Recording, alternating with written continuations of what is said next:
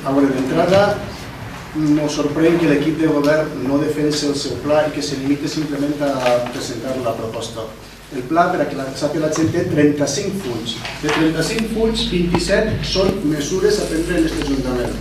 Bàsicament, mesures de pujades d'impostos i de retalls. Però l'equip de govern no té cap interès, es veu, perquè prefereix esperar el segon torn a rebatre als grups de l'oposició i fer d'oposició de l'oposició. No passa res.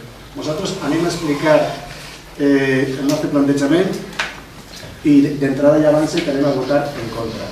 Ara, segons este pla, segurament es pagarà per l'assistència domiciliària.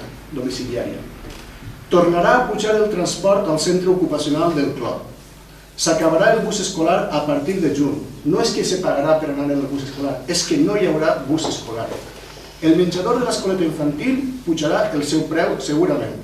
En el centre integral de majors hauran de fer miracles per aconseguir l'equilibri que demana el pla. Les festes, si cap, seran més pobres encara que les que hem tingut fins ara.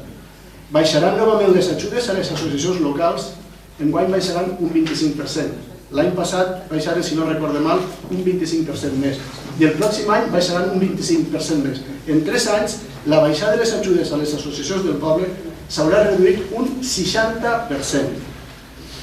I tot això mentre continua en aquest Ajuntament una política de despilafarro de recursos, i podem recordar el pla de trànsit, l'estudi sobre el trànsit en Carcaixent, sobre el qual la premsa va informar farà un parell de setmanes, la transferència de l'educació via la mancomunitat en un moment en què no ens fa falta fer aquesta transferència per la qual pagarem, si no recordo mal, uns 8.000 euros.